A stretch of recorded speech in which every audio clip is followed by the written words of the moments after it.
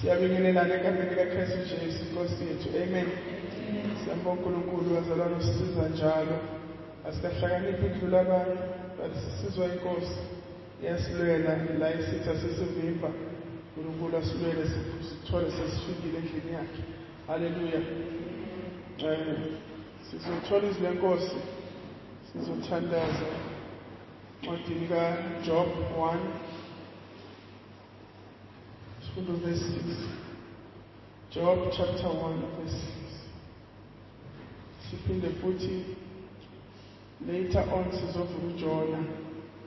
uJona lo lapha Old Testament. Jonah chapter 2. Jonah Old Testament chapter 2. Hallelujah. Job chapter 1 verse 6. Job 1 verse 6.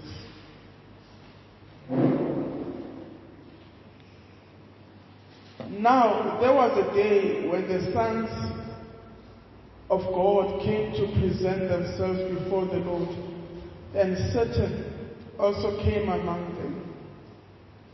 There was a day when the sons of God came to present themselves before the Lord, and Satan also came among them.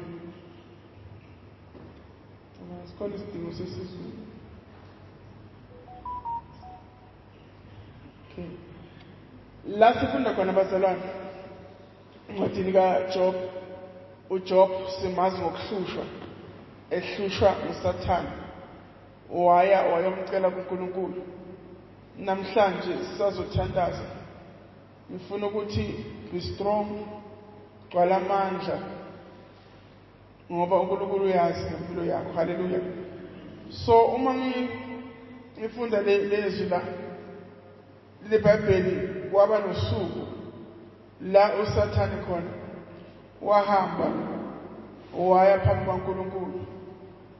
Kanti the meeting eyayilapho kwakunguNkulunkulu nezingelosi zakhe. Wayengabizwanga uSathane, kwakuhlangene uNkulunkulu nengelosi zakhe.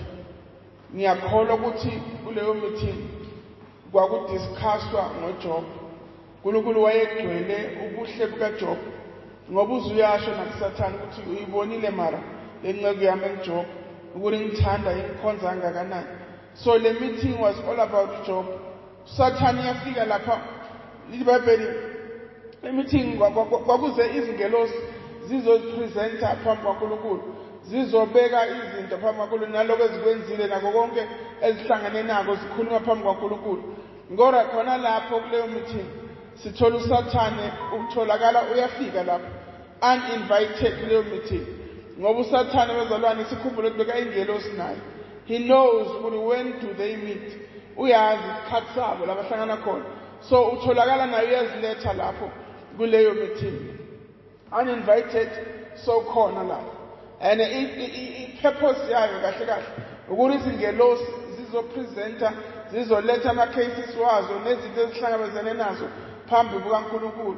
But manje nayi indaba uSathane masekafika ufikela ngesizathu sokuthi kuzokhulunywa ngoJob lapha. uNkulunkulu naye wayegcwele uJob phakathi kwakhe, wayemenzele kahle uJob. So uSathane yabona ukuthi no, when enzela kahle uNkulunkulu kunento uNkulunkulu afanele ayenze. Ngoba uSathane bazalwane akakuthathi wena uNkulunkulu angakakuthathi. Before ubone uNkulunkulu ethathe impilo yakho, you have to see the devil kuqala 18th impilo yakho. Sathane akanazo isikhathi sokuzala, udescend endleleni ukuthi la uNkulunkulu angakathathe khona akakuthathi uSathane. He knew ukuthi leso sikhathi isikhathi la uNkulunkulu egcwele ngoJob, ethokoza ngoJob. uJob wenze kahle phambi kwaNkulunkulu. Then uyavela koSathane ulethe case yakhe naye ngoJob phambi kwaNkulunkulu. The meeting ayekile uSathane akasiyi ukuthi uye as the purpose ezingelosi, but eyakhe ipurpose ukuthi azowehlisa injabulo kaNkulunkulu. You know ukuthi wena ezikholwa umkhonza uNkulunkulu uyinjabulo kaNkulunkulu. Ezumkholwa uNkulunkulu wenza kahle kuNkulunkulu. God is pleased ngomuntu okholwa kuye, ngomuntu omkholelayo kuNkulunkulu ngokwenza konke empilweni yakhe. So ke uSathane yena ufuna ukuqeda le joy elapha kuJehova ngokuthi athathe uJob. Ngithe uSathane la uNkulunkulu engakahambi isitrade esingahanjwa uNkulunkulu, uSathane akasahambi, akanyatheli la uNkulunkulu angakanyathele khona. Ngifuna ukuthi empilweni yakho in whatever la ukhona, la ubona khona izimo nako konke, yazi kahle ukuthi kuvela uSathane nje because kunoNkulunkulu oza ngemuva, kunoNkulunkulu othokozile, kunoNkulunkulu ofuna ukwenza something. Then uSathane will appear first ngoba uphethe ama-minutes wale meeting. He knows ukuthi kukhulunywana ngawe. He knows what is in the heart of God ngawe. He knows what God has prepared for impilo yakho. Then wenza sure ukuthi uyavela ke yena, avele kuqala uNkulunkulu engakafiki empilweni yakho. uNkulunkulu omusa kasibusise egameni likaJesu. USathane akanyetheli la kungena agenda kaNkulunkulu khona. Njengoba ekulandelela so fanele wazi ukuthi already sengiyazi ukuthi God is gonna come. As ngibona uSathane eza ngamandla, there's a God that is coming. Inkinga yethu siyakhohlwa, asikhumbuli ngaleso sikhathi uma uSathane efika sibona ngathi kuphela ngiphelile, uNkulunkulu ungishiyile, uNkulunkulu uyangiyekelela, uNkulunkulu akanginakekeli, ngimkhonzile, nasi isimo simaphambi kwami sifuna ukungiqeda, ngiyambiza akaveli because he knows ukuthi kukhona fanele aphiwe indlela kuqala onguSathane. So ngifuna ukukuqinisa ukuthi the more you see the devil, you have to know ukuthi God is on his way empilweni yakho. Na kanjani before uNkulunkulu azokwenza celebrate, kufanele kuqala bakufake ehlazweni, bakwehlise khona kuqala before uzophakanyiswa, before igama lakho lizowaziwa. Kumele abantu kuqala balinyathele, balihliphise, balinyathele lokuthi bathi abantu ayikho ke lento yalo muntu, uphilelani lo muntu ngoba yilokhu nalokhu ngaye. Bakhulume whatever they can say. Ngalesikhathi bekhuluma, know it ukuthi God is on his way. Ukuze uNkulunkulu lenze igama lakho libe likhulu, angeke lenze libe likhulu lingakenziwa kancane. Limele ukuthi lenziwe libe lincane bese niyavela uzolenza libe likhulu. Once you see the enemy, know it with God is on emva kwakhe usezinyathelweni zikaSathane. As adlula uSathane emva kwakhe kulandela uJehova. Uma abantu bekhetha, uma abantu besuka kuwo, yazi kahle ukuthi kusuka kwabantu kusho ukubuyiswa kwabantu.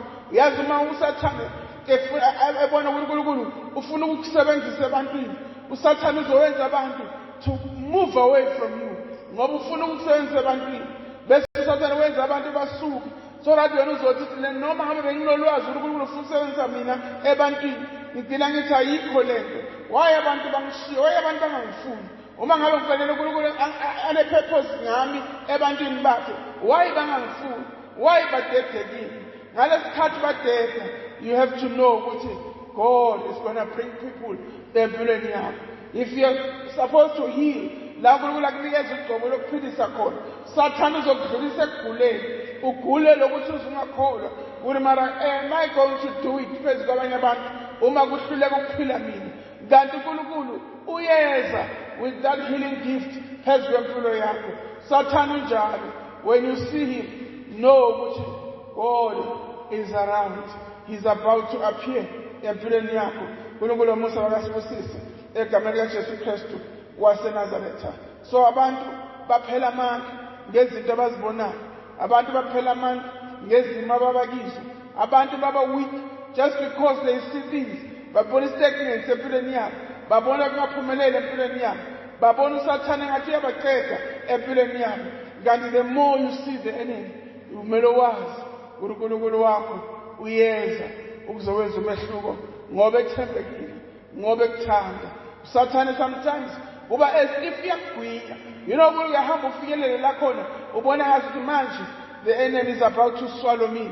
Ingwinye inyoka uSathane ngiyazwela ukuthi yabona manje manje sengidonsa ngegere yokugcina sekunzima, is about to swallow me. Kodwa ngifuna ukukutshela ukuthi lo nkulunkulu lo owaziyo ngawe, lo okubizele ngecebo lakhe, angeke avume lesitha siyiqede impilo yakho. Kungenzeka nje sometimes uhamba nje ugwinyile lo Sathane, kodwa uNkulunkulu wakho enkulunkulu othembekile uyakwazi ukukukhulula nala ugwinye khona isitha. Kunabantu esihamba nabo, sikhonza nabo, siphila nabo, sixoxa nabo, sifonelana nabo, siwhatsappana nabo, but they are not here. Already bagwinyiwe isitha. Kodwa ngifuna ukukutshela ukuthi wena isitha sigwinya, yazi kahle ukuthi God is about to magnify your name. God is about to glorify you. uNkulunkulu ufuna ukukuveza kahle, ufuna ukukuphakamisa, ufuna ukukubusisa. Ukugwinywa isitha akusho ukuthi kuphelele ngempilo yakho. Uma sifunde lapha encwadini kaJona, la ngithe sifunde khona Jonah chapter 2. Ake sivuleni sifunde verse 10.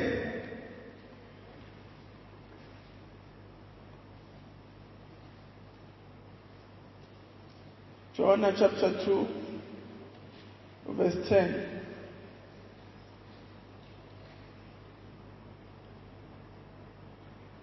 Verse 10. Singakafundi siyakhumbula indaba kaJona ngisho bazalwane. uJona uNkulunkulu wamthuma eNiniva, washona eTarashishi. Afuna ukuthi akayoshumayela eNiniva. Abantu baseNiniva baphenduka. uJona wayethokozela ukuthi bazobulawa labantu, bazophanishwa uNkulunkulu. Kodwa uNkulunkulu wayebaphanisha nje engakuthokozeli lokho. Ingakho wavusa uJona uthi Jona hamba uyobashumayela. Before ngiba destroy njengoba ngishilo, hamba ushumayele phakathi kwabo. Baphenduke babiyele kimi. Uma bevuma izono zabo, mina uNkulunkulu ngizophinda ngibe uNkulunkulu wabo. So uJona wazi uNkulunkulu ukhulume ukubaphanisha, then manje somthuma ukuthi akayobashumayela. uJona wathi angilapha, wathatha yakhe indlela waya eTarashish la emthume khona eNiniva. Endleleni iBhayibheli wahamba kahle, wahamba ehleze emkhunjini. Leli Bhayibheli waze walala lapha emkhunjini. Amagama waye comfortable kulomkhumbi, kumnandi kuwoma emkhunjini. Walala uJona emkhunjini. Uthe sekalele umkhumbi waqala manje, wafuna ukuphuka manje umkhumbi. Washayisa le nale, laba babehamba naye bathi mani kwenze njani? Wayi lo mkhumbi usihlupha kangaka? Kukhona umuntu onenkinga la. Bagcina bamvusa bathi hey ndoda, vuka na umkhumbi la uyahlupha, yini ekhona ngawo? iBhayibheli uJona wathi ngithatheni ningiphothelele ngoba uyazi ukuthi ngilahlekele entandweni kaNkulunkulu. Bamphosele emanzini. Esamphosele emanzini, inhlanzi yamgwinya emanzini. Wehlile emkhunjini ukhishiwe nazo zonke izinto zama ukuzikhipha ngokungalungi until bakhipha uJona bamphosele emanzini. Waqala umkhumbi wahamba kahle. So lapha ku verse 10 la sifunda khona leli Bhayibheli masifunda phezulu ku verse 9. As for me, I will sacrifice to you with a voice of thanksgiving. I will pay that which I have vowed. Salvation and deliverance belong to the Lord. Uyacela kuNkulunkulu, uyambonga futhi uyamthembisa. Nkosi uma wena ungisiza, uma Nkosi uzongikhulula ungikhiphe la esiswini senhlanzi. Leli Bhayibheli wahlala 3 days esiswini senhlanzi. Uma Nkosi uzongisiza ungikhulule lesiswini senhlanzi, ngizokudumisa wena Nkulunkulu, ngizokubonga, ngikhiphe konke engikushilo nengikuthembise kona, ngithembeke kuwe. Wena Nkulunkulu wesiliso yami nenkululo yami, uNkulunkulu ongisizisayo, uNkulunkulu ongikhululayo. Nkosi ngiyacela amagama wayecela sekabonga ngakaboni, ebonga Nkosi ngiyazi wena uNkulunkulu ozongisindisa, wena uNkulunkulu ozongikhulula. Leli Bhayibheli ngale mithandazo yaJob, leli Bhayibheli uNkulunkulu wakhuluma nenhlanzi. God spoke to the fish. Seyimgwinyile, seyangaphakathi uJona. Seyisho ushona ukuthi sengizofela la phakathi. Ithemba lami uNkulunkulu kuphela. Ngifuna ukuthi mina uNkulunkulu wezalwane noma isitha singahamba sigwinye ngoba sibheke ukuthi uNkulunkulu ufuna ukukusa kuphi. Lithi iBhayibheli ipurpose kaNkulunkulu, icebo likaJehova akekho ongalivimba icebo lakhe unless lo muntu lo the vessel le uNkulunkulu enza ngayo icebo lakhe kube ngiye yalayo ithi no, then uNkulunkulu icebo lakhe uyalithatha ayosebenzisa la lizosebenza khona kulo ozoba isitsha lizovuma ngoba imali iBhayibheli icebo lakhe alinakuvinjwa. Sometimes ithola ngazuthi we can do whatever and uNkulunkulu will keep on following us ukuze icebo lakhe lenzeke. Ayisho njalo le ndaba, isho ukuthi as mina ngisitsha noma usathane engangigwinya kangakanani, kodwa uma mina ngithi Nkosi ngiyakuthanda, Nkosi ngiyayifuna intando yakho, ngikhulule la ngigwinye khona, ngikhiphe emlonyeni wenhlanzi ukuze icebo lakho lifezeke ngami. Icebo lakhe is not all about mina kuphela, kodwa uma mina ngala ngecebo lakhe nakanjani uzosebenzisa omunye ngoba le cebo lona lifanele lifezeke. Akasho ukuthi wena muntu, but ukhuluma ngecebo lakhe. Icebo lakhe lizowenzeka noma mina bengathi no to God, ngithi mina ngiye eDalstroom angeke nje ngakhona emaplazini angaka, ngeke ngize ngikhona. Kwakungeke kumzimba uNkulunkulu ukuthi aveze icebo lakhe ngomunye umuntu onhliziyo yakhe evumayo. uNkulunkulu umusakasibusise. uJona la uyakhala, akathi ngoba sengigwinyiwe then icebo likaJehova uzobona uJehova ukuthi ulenza njani, but simuzwa yena ethi Nkosi wena ungumsindisi wami nenkululo yami. I know uzongikhulula, I know uzongisindisa.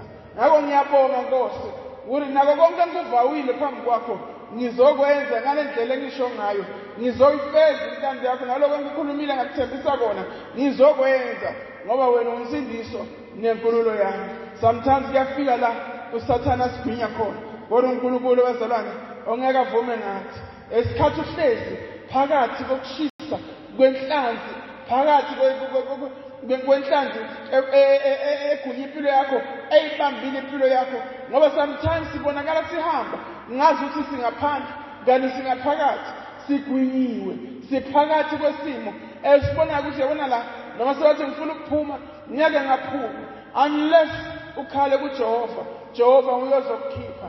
Cebo lakhe ngawe lizoma njengoJona ngoba wakhala uNkulunkulu. Akazange athi obvious. uNkulunkulu uyabona mos ukuthi ngigwinyiwe, uyangibona ukuthi ngiphakathi, ngizokhuluma njani, ngizokhala njani. Akazange asho njalo, kodwa wakhala uNkulunkulu wensindiso yakhe noNkulunkulu okhululayo. uNkulunkulu omkhululayo wamkhipha esiswini senhlanzi. Kwakungasimnandi. Khumbula uphuma emkhunjini, khumbula ufudumele, but ungena la khona fanele aphile emanzini nenhlanzi, aphile ngaphakathi. I just imagine ngilikumnyama ngakanani la ayekhona uJob, but wamethemba lo mkhululi nomsindisi wakhe ngoba ethembekile. God knows ukuthi sitha sizokulandelela size sikufaka naphakathi esiswini senhlanzi. Kodwa uNkulunkulu wenkululo yakho, uNkulunkulu okudiliverayo, uNkulunkulu okusindisayo, uNkulunkulu okukhiphayo. Noma uNkulunkulu sekakukhipha, lithi iBhayibheli uNkulunkulu lapha kuverse 10, and the Lord spoke to the fish. Uma uNkulunkulu ekhipha uJona, akakhulumi noJona.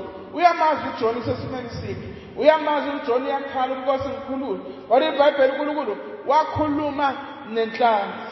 He spoke to the fish. Azange akhulume noJona ngoba uJona had nothing to do ngaleso sikhathi. Akazange athi Jona zama iplan uvula isisu senhlanzi uphuma enhlanzini. Kodwa uNkulunkulu uthini? Uthi wena nhlanzi khipha uJona, khafula uJona, mkhiphe ngaphakathi kwakho. Kukhuluma uJehova.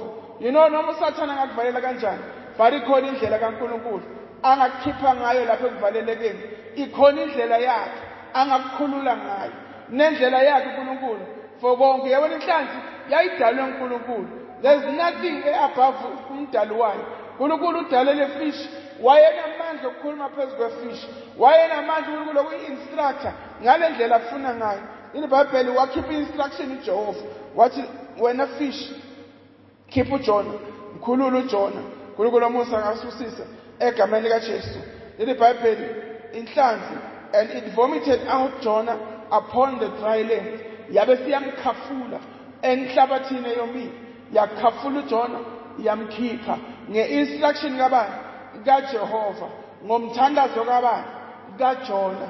Asithi masenhlanzi isisoni senhlanzi bese siyasurrender, bese siyarelaxa, sithi hawu Sathane ungitholile. Yes, God knew ukuthi Sathane ufuna ukukuthola.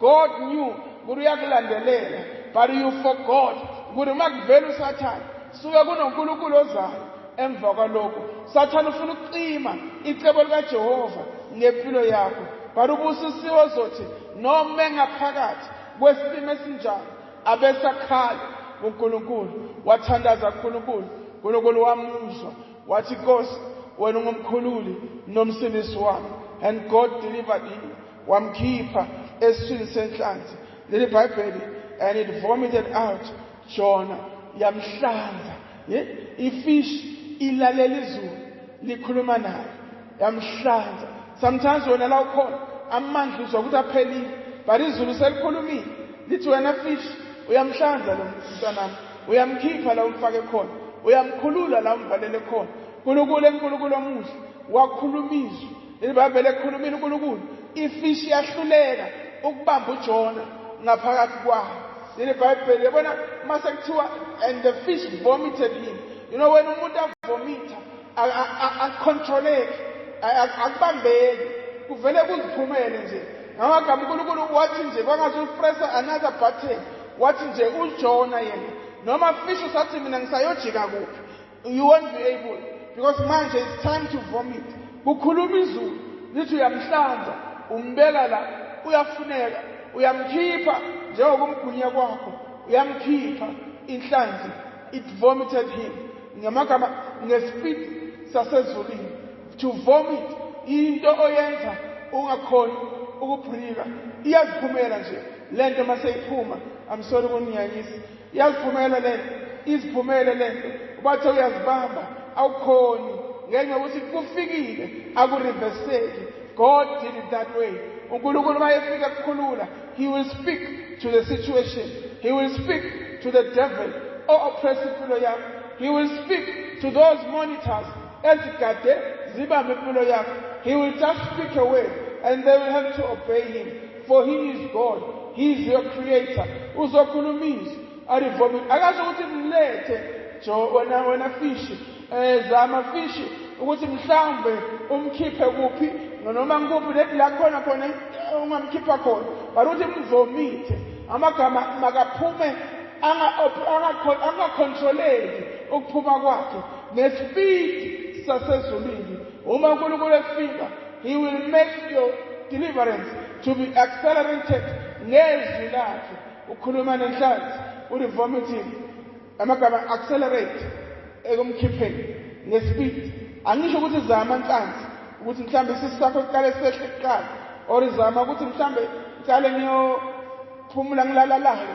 bese ngiyamkhipha kodwa uthi vomite mkhiphe ngespeed that's how much God loves us akafuni uNkulunkulu uma sikhala kuye inkinga yethu mase sivunyiwe isithi bese asisakhali kuNkulunkulu bese siyasurrender esitheni sethu kodwa lo Nkulunkulu bazalwane uNkulunkulu usithanda in a way yokuthi akavumi ngathi ngisho noma ngabe singene lapha eswini ngenxa yobona kwethu mawukhumbula uJona wangeniswa kungalaleli sometimes siyangena esiswini senhlanzi just because of disobedience nokungalaleli izwi lakhe nokungalifundi izwi lakhe nokungakhumbuli lo uNkulunkulu akukhulumile emuva empilweni yethu bese kuyenzeka sitholakala siphakathi kwesisu senhlanzi but we have a faithful God who will speak a word to the situation lesimo sekubambile siyazi sona ukuthi when izulu likhuluma I will be forced to vomit her out to vomit him out aphume ngespeed sasezulwini ukuphuma kwakho ku-accelerator izulu uNkulunkulu utrigara ivomit yenhlanzi athi you vomit it out uyamkhipha manje uNkulunkulu wethu uNkulunkulu osithandayo every situation okile ngeke uNkulunkulu athi zikhiphe wena kodwa iBhayibheli washo enhlanzini wanemkhiphe njengokumgunya kwakho and iBhayibheli and it vomited Jonah upon the dry land yamkhiphela enhlabathini eyomile hallelujah safe place indawo right for a joy when God delivers you ukubeka endaweni right lo Nkulunkulu ukubeka endaweni efanele lo yayingamhlanza khona lapha emanzini lenhlanzi but uNkulunkulu uthi icommand yakhe wacommanda and everything was done ngendlela efanele yahamba inhlanzi yasuma ngathi ngiyayibona seyisuma masinya seyizwa izwi lo ngaphezu konke. Leli iBhayibheli ukhuluma kabi kuzwakale kabili. Leli iBhayibheli izwi lakhe liyazamazamisa umhlaba. Izwi lakhe lona lodwa nje lifana ne-lightning, lifana nokuduma kwezulu. Uma ekhuluma lo Nkulunkulu, wakhuluma kanye, and the fish vomited him out. And invomitela kuphi? On the dry land. Ezweni elomile, endaweni eyomile. Uma ngifunda lapha ngisabheka ngale ndaba, ngithola ukuthi bekungathatha 3 days ukuthi uJona aphume la le fish yayikhona ngaleso sikhathi. Uma uNkulunkulu eyikhomanda, kwakungathatha 3 wamalanga ukuthi azaphume ayofika enhlabathini eyomile. God, the God who accelerates things, wakhuluma inhlanzi yaphuthuma yaya kuphi? Ngasogwini lolwandle, yayoba ngakubhenki ngespeed sikaJehova. Can you imagine the journey of 3 days? Okwafanele ayiswime lapha emanzini, but uNkulunkulu wathi ngeke awuzuswima. I know you are tired. Labo ukhona bengubhekile, ngiyakwazi, ngiyakuthanda, ngeke ngavuma ukuthi ngikuforce ukuthi swima uphume uziyoma la enhlabathini eyomile. Kodwa mina, I will accelerate things. I will command the fish, and the fish will run like lightning. Igijime iye endaweni eyomile to vomit okhethiweyo wami. Sometimes la ukhona abantu esisenhlanzi, you can think God does not see you. He sees you. Uyakubona noNkulunkulu. And unawe la khona engaveli ekukhulula, usuke khona noNkulunkulu. Ekugcineni uzovela. You will see ukuthi he was with me. Ngale ndlela zokukhulula ngespeed esimangalisayo, akukhiphe kulowo mgodi obumnyama, kuleso sisu senhlanzi. uNkulunkulu wakho ukubhekile. He knows ukuthi u-athekwe nguSathane obeka khona emithini, obekafuna ukwazi ukuthi Nkosi yini iplani lakho ngaloyo mntwana wakho. Wabona ukuthi uNkulunkulu uyathokoza ngawe, wathi ngizomkhomba kahle, ngizohamba phambili, ngizomdestroy, but your God is with you wherever you are. He is with you. Ngespeed sasezulwini, the enemy will vomit you out. And iBhayibheli wamkhiphela endaweni eyomile. You know, even if John wayengakwazi ukuswima, wayekwazi ukuswima, wayekufundisiwe ukuswima, kodwa uNkulunkulu akazange athi it's time to swim, Jonah, swima ke manje. But uNkulunkulu mayikhipha ukunikeza irest from working, from struggling, ukukhipha kumangala abantu, babona ukuphuthuma, babona kungena kujuluka, babona uNkulunkulu enza izimanga ngempilo yakho. Kuloyo othe phakathi kwesisenhlanzi, wathi Nkosi, you are my deliverer, you are my salvation. Inkinga yethu icebo likaJehova ukuze ekugcineni lisuswe kithi, ukuthi asikhali la sesivaleleke khona. We just surrender. Ukuthi ekugcineni kwabonke uNkulunkulu uzobona nakanjani lento ebekile kini izowenzeka. Yes, izowenzeka. But are you praying now? Khona lapho. Are you crying for deliverance? Are you crying for salvation? Uyakhala na phambi kwaNkulunkulu, or you have just surrendered ukuthi akunandaba, inhlanhla yenze kubonana, ngizohlala. It is not comfortable phakathi esiswini senhlanzi. Asizwa ukuthi uJona wayelele esiswini senhlanzi, kodwa la kwakumnandi khona kwakunkuphi? Usemkhumbini wayelele baze bamvusa, ngoba kuyafudumala, kumnandi, kunabantu, kuyaxoxwa, kuyakhanya emkhumbini. Mhlambe nama ekhona sazi kufudumele, kunalowo nje nezindawo zokuhlala kahle. Kodwa lapha kwakumnkosi ukuthi noma sebathi uphethe ukulala, ngeke ulale wazi ukuthi phakathi kwesisu senhlanzi namanzi abandayo agwinywa inhlanzi, awungeke uzulale kuleyo ndawo. Ingakho uJona wabona ukuthi this is not a place ukuthi ngingasarenda khona, ukuthi ngingalala la. Ngesikhathi semkhunjini akazange athi Nkosi ngisize, naku sengiyalahleka, sengiyetharashishi, Nkosi buyisana nami, nginikeze i-direction e-right. Kodwa wathula wazilalela. But ma usesiswini senhlanzi kuthuleka kanjani? Akuthuleki. He prayed for deliverance and salvation. Ngifuna ukuthi sizothandaza egameni likaJesu Kristu. Your God is your deliverer. Your God is your salvation. Your God can accelerate things. God can deliver you without any work ongayenza. He will deliver you in rest. Ekuphumuleni kwakhe akukhulule wherever you are bound. La khona kumnyama, uhlezi phakathi kumnyameni. God can rescue you. God can deliver you from whatever phezempilo yakho. He knows when the enemy was once at the meeting ngempilo yakho. Wayekhona uNkulunkulu. Musathane kufika zokucela. Wayekhona uNkulunkulu. Wayelalela uNkulunkulu. Noma you can act as if awucelwanga. Act as if awukhwesini senhlanhla. Kodwa your God knows where you are. Uyazi uNkulunkulu. May God help you. Sazothandaza egameni likaJesu Kristu. Funa ukuthi kulona lona makazikhulekele. Funa Nkosi la ngivaleleke khona. You are my deliverer. Ayikho indawo okiyo wena in the spirit. uNkulunkulu angayazi. He knows somebody came to the meeting to ask for your life. Warina kanjani? Nkosi, touch into zakho. Touch impilo yakho. Touch imenze Nkosi, vula indlebe zakhe. Vula amehlo akhe. Azokwazi ukuthi uzombona ukuthi angeke akukhoze njengasekuqaleni. Yekela ukumvikela.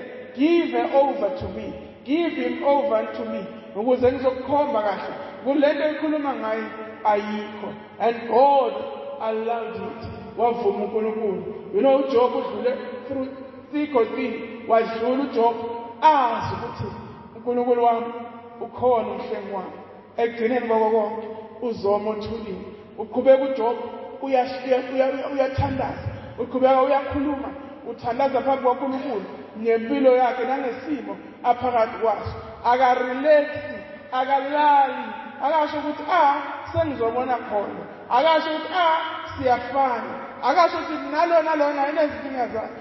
Nalona ubanje khona. Akasho njalo. But he continued praying. God delivered him. Wafika usuku la uNkulunkulu amrestore khona. Wabuyisela kabili konke okwakulahlekile empilweni kaJob. uNkulunkulu akakubusise egameni likaJesu Kristu. La khona ubona khona spiritually la ngivalelekile. I'm in the belly of a fish. It goes, you are my salvation and you are my deliverance. Siyathandaza egameni likaJesu. Libhayibheli uJona wayembonga uNkulunkulu, Nkosi ngiyabonga. And every vow ngivayo phambi kwakho ngizoyenza. Ngiyabonga ukuthi nginomsindisi, nginomkhululi onguwe Nkosi. Ngifuna ke nawe usawuphakama uthandaze uNkulunkulu. Nkosi, I thank you. Would I have a deliverer? Lord, I have a savior. Ozongikhulula, ozoletha insindiso phezu kwempilo yami. In whatever situation, la kule area engivalelekile kuyo. Because sometimes awuvaleleki zonke indawo, but there's a certain area la khona ihlanzi ikugwinye khona. Uma igwinya le area leyo iyazi ukuthi lo yabona wamgwinya in this area, umvalele kungenzekile area leyo umkhonile. So ngifuna ukuthi sukuma umthandaze uNkulunkulu akusize. Ke ungibonge uNkulunkulu. Nkosi ngiyabonga. You are my deliverer and my salvation. In the name of Jesus Christ.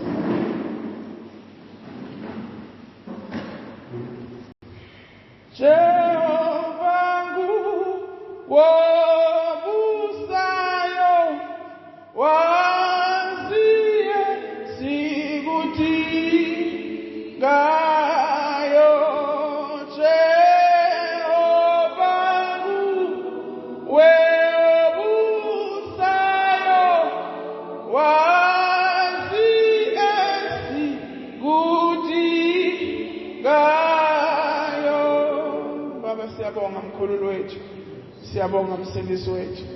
Sibonga icebo lakho ngempilo zethu. Baba, egameni likaJesu Kristu sibonga ukwazi uNkulunkulu wethu uzile ukuzosikhulula. Ilizwi lakho uzosinika ukuphila sibe nako ukuphila. Baba, thozwele siyathandaza. Sibandla lakho nasentambama egameni likaJesu Kristu siqonda kahle uNkulunkulu sitha sethu Satan, the accuser of the brethren, umile phambi kwezulu, wema phambi kwengelosi to hear something about us. Oh my Father, uyakwazi kwasabala ukukhonza kwethu ngamunye sikukhonzile la senze kahle khona Nkosi. Iyathokoza inhliziyo yakho ngathi kodwa namhlanje sitha sifikile Nkosi ukucela Baba egameni kaJesu Kristu siyabonga ukuthi asisisodwa sinomsindisi sinomkhululi onguNkulunkulu ophezu konke Jesu siyabonga ukuthi noma isitha besingayivalela impilo yethu ebumnyameni obungakanani kodwa sinomhleli onguKristu Jesu sinomsindisi ongavumi ngathi sinoNkulunkulu Baba obonile mhla sicela wavuma ngoba wazi ukuthi ungumkhululi nomsindisi siyabonga Nkosi egameni kaJesu Kristu nakubo konke uNkulunkulu wethu asinayo umuntu esingamazi esingamethemba engumkhululi nomsindisi wempilo zethu nguwe wedwa mdala wezinsuku nguwe wedwa msindisi wethu nguwe wedwa hawe namandla nguwe wedwa okhiphanayo la isitha sisifake khona Baba egameni kaJesu Kristu sithandazela umphefumulo wethu sibeke umphefumulo wethu phambi kwakho uNkulunkulu wamandla uNkulunkulu ongcwele uNkulunkulu osithandayo Jehova umkhululi ungumsizi wethu themba lenkazimulo ungumaluleki wethu nasezikhathini ezinje la kosamanje sitha sivalela khona impilo zethu wena ongcwele uNkulunkulu onamandla siyabonga egameni kaJesu Kristu ukuthi wena uNkulunkulu ongabalelanga Jehova asikuzwa umbaleli uJona kodwa sikuzwa uvela uba impendulo immediately eveza ukwethemba asikuzwa ukhuluma ngokungayi kwakhe eliliva kodwa sikuzwa ukhuluma ngenkululo yakhe Baba siyabonga egameni kaJesu Kristu ngoba nobaba nje siyabonga umoya ongcwele simnika udumo akekho omunye uNkulunkulu ngaphandle kwakho siyakunika udumo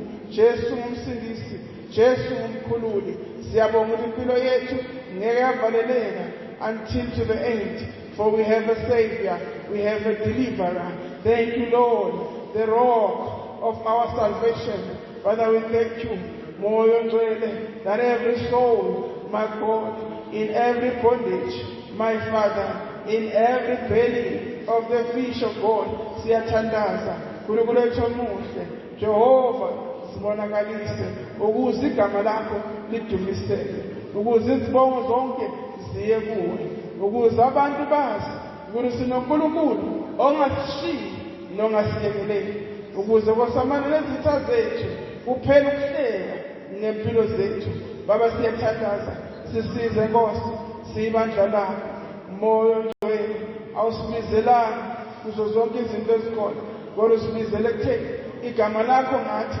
liphakanyiswe lidunyiswe siyacela Nkosi siyanxusa Jesu msindisi wethu uNkulunkulu ophilayo moya wamandla uNkulunkulu onomusa uNkulunkulu olungile ungcwele ungcwele ungcwele khululi nomsindisi wempilo zethu siyabonga umoya kaThixo siyabonga simakade uNkulunkulu osithandayo sibonga lothando nasebusuku uNkulunkulu uyasilandelela ilizwi lakho wasikhulula wasikhipha kubili until to the end uyasilandelela ngoba uyasithanda Baba ethondweni siyakunika udumo uNkulunkulu okhona ukwenza uNkulunkulu osiphethe kahle egameni kaJesu Kristu waseNazaretha thank you my Father in the name of Jesus Christ of Nazareth siyabonga Baba egameni kaJesu amen hallelujah hallelujah ufuna ke sithandaze futhi mbonga uNkulunkulu for the time ye-instruction yakhe phezu kwenhlanzi phezu kwalesimo esikubambile ngifuna ukuthi Nkosi umbonga ukuthi Nkosi ngiyabonga ukuthi kosamanje isikhathi sakho ngisideclare as your time ukuthi ungikhulule emlonyeni wenhlanzi esiswini senhlanzi I declare this time as your time ngibonga ukuthi Nkosi yes all along bengivalelekile but now it is your time ukuthi Nkosi instruct thank you for the instruction or release or about to release or sewireleasile omunye mhlawumbe uyakholwa ukuthi sewireleasile omunye athi about to release ngoba ukukholwa kwakhe kuseza uNkulunkulu akasize konke let us pray Father thank you for the time of release onginikeze yona for the time la instructor khona the enemy I know ukuthi sekukhulume wena the situation will never end up sifana sekukhulume wena simakade khona ushintsho oluzoba khona. Tshele ukuthi Nkosi ngiyakwethemba naphakathi kwako konke ukugwinywa Nkosi ngiyakwethemba ngezwi lakho kuyenzeka lokho kushoyo ngezwi lakho uyangikhulula egameni likaJesu. Ake simbongeni Baba, siyabonga egameni likaJesu Kristu for the time such as this. Father, we believe in your word and we believe in your time, my God, my Father. Sekufika isikhathi la wena kwasukhuluma khona phezu kwesimo, phezu kwenhlanzi, moya ongcwele, izwi lakho lona lilodwa liyawenza umehluko empilweni zethu, ezimeni zethu. Ngezwi lakho the enemy is forced and is bound to release us from every situation avalele impilo yethu kiyo. Ngenzeka sivalele financially, but Father, thank you for your time. Good, it has come. Financially, there will be a release, for your voice shall sound ngaphansi kwamanzi egameni likaJesu Kristu. For your voice shall speak to the waters, and we shall be free from everything evalele impilo yethu. Father, thank you that we are speaking to the problems, we are speaking to the situations, we are speaking to the fish that has caught us into his belly. In the name of Jesus Christ, Baba siyabonga ngezwi lakho, at your word, O God. Kuyenzeka, for you have said it. In the name of Jesus Christ of Nazareth, Baba siyabonga moya ongcwele ngezwi lakho kuyenzeka empilweni zethu by your word. Oh my Father, kuyenzeka ngegama likaJesu Kristu. Father, we thank you in the name of Jesus Christ. Thank you, Lord. Hallelujah. Hallelujah. Siyathandaza futhi. Father, thank you for the speed ozongenzela ngaso as ngiphuma phakathi kwale problem. Ngibonga le acceleration, le speed sokuphuma. Ngibonga Nkosi ukuthi in everything ebemi phambi kwami there shall be nothing ezongiblocker. I will move ngokwamandla wezulu. Ngizo-accelerator. Now last week wesikhuluma ngako uku-accelerator ka-Elijah. Let that spirit of Elijah asihlale kithi. Always keep on accelerating us. Moya ongcwele. Cela uNkulunkulu. Umbonga futhi Nkosi ngiyabonga. Ukuthi angizuhamba kancane. Every time and every minute that I've wasted, ngivalelekile. Father, thank you that you will restore. Ngespeed sasezulwini. Things will happen in my life. I will never sit down and regret. So ungikhululile wena. But I will be moved.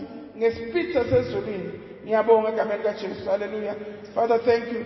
Siyabonga moya ongcwele. Egameni likaKristu Jesu Nkosi. Siyabonga moya ongcwele ukuthi wena uNkulunkulu okukhululayo. Yes, Lord. Safely. Nkulunkulu wethu uyasikhipha. Ngokonke ukuvaleleka ebesiphakathi kwakho. Moya ongcwele sibonga ispeed. Things shall happen. My God, you speak from above. Things are going to accelerate. Empilweni zethu. Siyakunika udumo Nkosi. Ngale acceleration. Ngalo kwenzeka masinya kwezinto. Empilweni zethu. Oh Baba siyabonga. Nkosi amandla. People will not have time even to ask us ukuthi bekwenzakalani. For we will be moved ngamandla ezulu. Uzosikhipha emanzini. Uyosikhafulela ngaphandle kwamanzi. Ngokuphazima kwethu. Baba siyabonga egameni likaJesu Kristu waseNazaretha. Amanzi awasazoba namandla phezu kwempilo zethu. Amanzi awasazophinda futhi akhulume ngempilo zethu. Awazophinda futhi asigwinye egameni likaJesu Kristu. For you have instructed, you are God. In the name of Jesus Christ, sibonga acceleration. Moya ongcwele lethile phakathi kwale ndlu. Things shall happen. Ngokuphazima kweso ngespeed sasezulwini. The very same speed esasikuProphet Elijah. Nanamhlanje siyasiclaim moya ongcwele again phezu kwempilo zethu. Let things happen ngespeed sasezulwini egameni likaJesu Kristu. Baba siyabonga uyasistora, uyabuyisela, uyaphumelelisa, uyaletha Nkosi konke okudliwe isikhonyayo ukubuyisela endaweni, ukubuyisela esimeni. Father said we shall have no time to regret about everything and anything about yet. But Father, we'll have time to celebrate, my Father, the acceleration. Mondwele, phezu kwempilo yethu. Thank you, Father. Thank you, Lord Jesus. Thank you, Lord